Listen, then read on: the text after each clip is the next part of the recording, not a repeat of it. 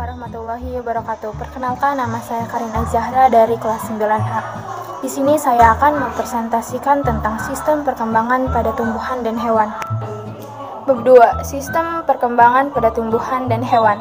Hai teman-teman semua, pada video ini sistem reproduksi pada tumbuhan dan hewan. Kita akan belajar tentang dua bagian. Yang pertama, reproduksi pada tumbuhan. Yang kedua, reproduksi pada hewan. Di bagian reproduksi, tumbuhan secara umum ada dua, yaitu secara seksual yang diberi nama vegetatif atau secara seksual kata lainnya generatif. Nah, apa sih yang dimaksud vegetatif dan generatif?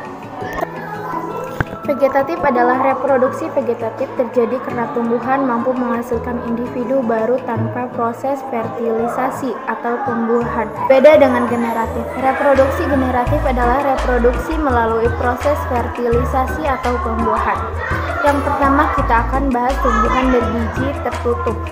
Teman-teman semua, bagaimana tumbuhan berbiji terbuka? Untuk tumbuhan berbiji terbuka ada dua macam, yaitu fase sporofit, yaitu fase ketika tumbuhan berbiji terbuka menghasilkan spora. 2. Fase gemetotif, yaitu fase hidup pada makhluk hidup, di mana pada fase ini terjadi pembentukan gamet atau sel kelamin. Bagian 2. Ini ada beberapa bagian yang perlu teman-teman perhatikan. Ada reproduksi seksual dan reproduksi aseksual. Tentunya generatif dan juga vegetatif. Untuk generatif, untuk sistem reproduksi pada hewan itu ada bertelur ovivar, beranak viviar, beranak dan bertelur ovoviviar. Berbeda dengan reproduksi yang aseksual nih, ada fragmentasi, parthenogenesis. Nah, teman-teman semua, sistem hidup pada hewan ada yang namanya metamorfosis dan metagenesis. Metamorfosis salah satu contohnya adalah kupu-kupu. Ini merupakan salah satu suatu hewan yang mengalami metamorfosis.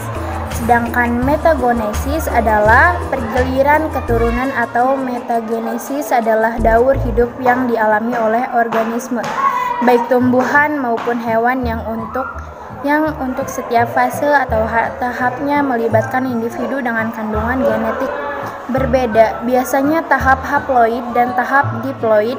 Istilah ini umumnya dipakai pada konteks organisme yang termasuk Archaeplastida, ubur-ubur, hewan yang mengalami metagenesis karena pada hidupnya mengalami dua pergiliran keturunan, yaitu fase polip yang menetap di dasar perairan dan fase medusa yang dapat berenang dengan bebas.